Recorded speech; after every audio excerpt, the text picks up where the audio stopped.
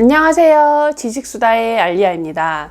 올해 봄은 유난히 좀 비가 많이 왔어요. 그래서 여러분들도 나갈 때 이렇게 날씨 예보를 좀 챙겨본다거나 혹은 우산을 좀 챙기는 일이 많았었죠. 그리고 사람들 사이에서도 야, 이런 거 장마 아니냐? 야, 장마 온 거 아니야? 이런 식으로 농담을 하기도 했고요. 작년에 왔던 장마를 떠올려 보면 정말 비가 어마어마하게 많이 왔어요. 그래서 물폭탄이라는 말이 등장하기도 했고, 재작년을 한번 떠올려 볼게요. 기억이 나실지 모르겠지만 재작년만 해도 장마 때 비가 오지 않아서 와, 마른 장마다 이런 얘기들을 하기도 했었어요. 올해 비가 많이 올지 마른 장마일지 사실 아무도 예측하지 못하고 있고요.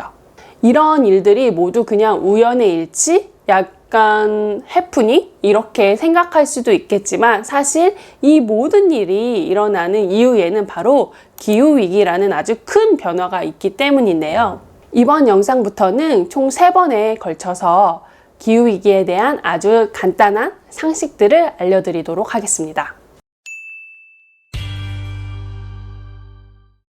첫 번째 이야기할 주제는 바로 인류가 살아가기 위해서는 몇 개의 지구가 필요할까에 대한 이야기입니다. 우리가 모두 알고 있다시피 지구는 한 개밖에 존재하지 않아요.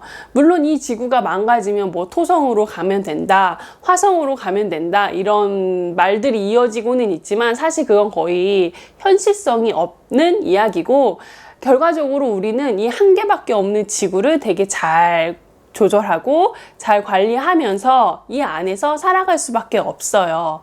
그렇다면 인류가 현재 지금의 생활 방식대로 살려면 몇 개의 지구가 필요할까? 이걸 계산하기 위해서 사람들이 주목한 것은 바로 지구의 자정 능력이었어요. 그러니까 지구는 생태계가 망가지거나 혹은 거기에 조금 훼손되는 일이 발생하면 그걸 다시 복구하려는 회복력을, 자정 능력을 가지고 있거든요.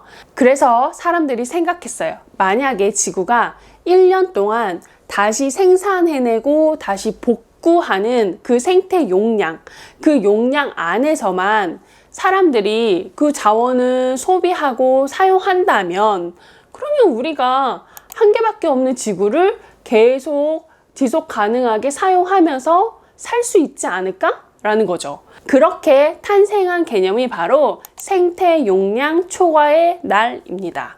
이 생태 용량 초과의 날이 의미하는 것은 바로 이 날이 인류가 1년 동안 사용할 수 있는 지구의 생태 용량을 모두 다 사용해버린 날이라는 뜻이에요. 이 날짜를 통해서 현재 인류가 지금처럼 산다면 몇 개의 지구가 필요할까에 대한 해답을 내놨는데요. 바로 1.7개입니다. 이 수치는 사실 조금 증가했어요. 2, 3년 전만 해도 1.6개에서 올라간 거예요. 그렇다면 2021년에 생태 용량 초과의 날은 언제였을까? 7월 29일이 지나서 인류가 사용하는 것은 바로 2022년에 사용해야 할 것을 땡겨서 사용하고 있다는 뜻이기도 하죠. 이런 식으로 우리는 계속 미래 세대가 사용해야 할 자원을 계속 가져와서 쓰고 있다는 뜻이기도 합니다. 이건 지금 전 세계 평균이거든요. 그렇다면 이거를 국가로 각각 나눠서 한번 이야기를 해보도록 할게요. 우선 한국부터 봐야 되겠죠? 한국의 생태 용량 초과의 날은 4월 5일이었어요. 이미 훨씬 지났죠. 그리고 한국 사람을 기준으로 지구가 몇 개 필요할까요? 라고 물어보면 대답은 3.8개입니다. 그러면 주변국들을 한번 같이 볼게요. 가까운 나라 중국부터 볼까요? 중국 같은 경우에는 생태 용량 초과의 날이 6월 7일이었어요. 그리고 중국 사람들을 기준으로 하면 1.2개 정도의 지구가 필요하다라고 알려져 있습니다. 그럼 일본을 한번 볼까요? 일본의 경우는 생태 용량 초과의 날이 5월 6일이었어요. 그리고 일본을 기준으로 몇 개의 지구가 필요해? 라고 물어보면 2.8개입니다. 그렇다면 가장 많은 지구가 필요한 국가는 어디일까? 바로 미국입니다. 미국은 5개가 필요하다고 알려져 있어요. 일반적으로 기후위기에 조금 적극적으로 정책을 펴고 있는 유럽의 국가들 경우에는 2.8개에서 3.1개 사이의 지구를 필요로 한다라고 알려져 있고요. 인도 같은 경우에는 1개가 채 되지 않습니다. 이 생태용량 초과의 날이 가장 늦은 국가는 인도네시아인데요. 날짜가 12월 18일이에요. 한편 가장 빠른 국가는 카타르입니다.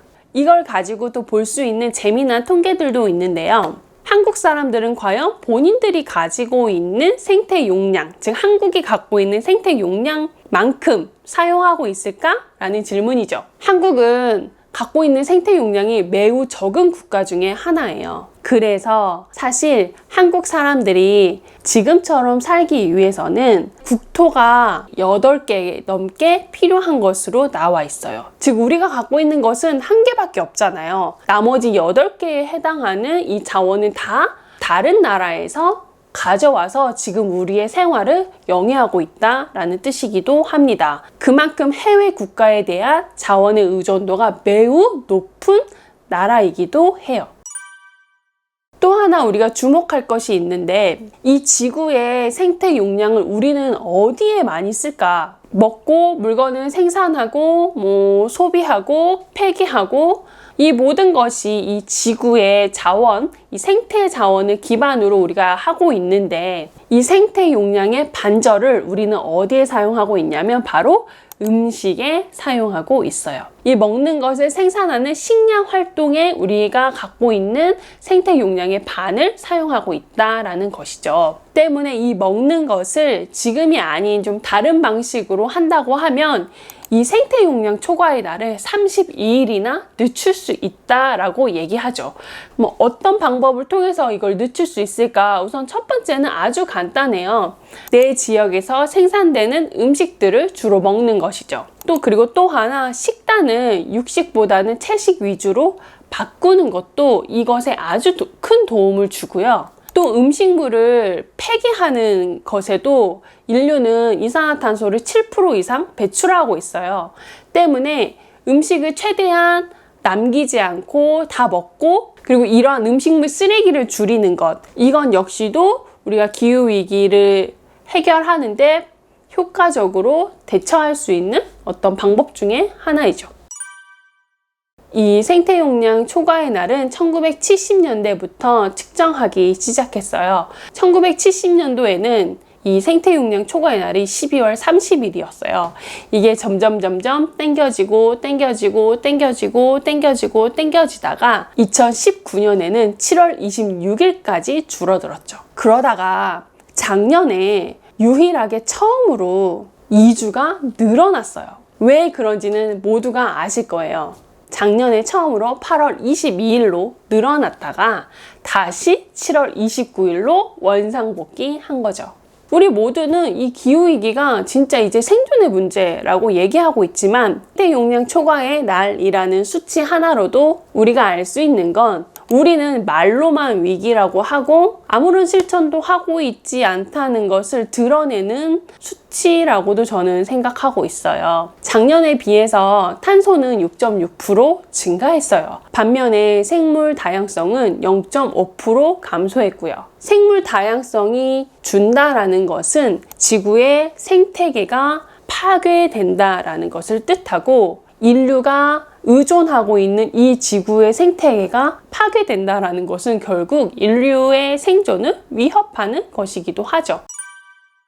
그래서 이제는 기후위기가 정말 우리 눈앞에 닥친 현실인 거예요. 이거 너무 거대한 문제야, 구조 안에 있어 라고 이야기하시기보다는 아까 말씀드렸던 이거 하면은 32일 정도 늦출 수 있어요 라는 아주 간단한 실천 방법들이 있잖아요. 그것이라도 지금 당장 하나씩 시작해 보면서 내년에는 생태 용량 초과의 날이 적어도 땡겨지지 않기를 개인적으로는 바라봅니다. 이번 영상은 여기까지이고요. 들어주셔서 감사하고 저는 다음에 더 유익한 이야기로 찾아오도록 하겠습니다. 감사합니다.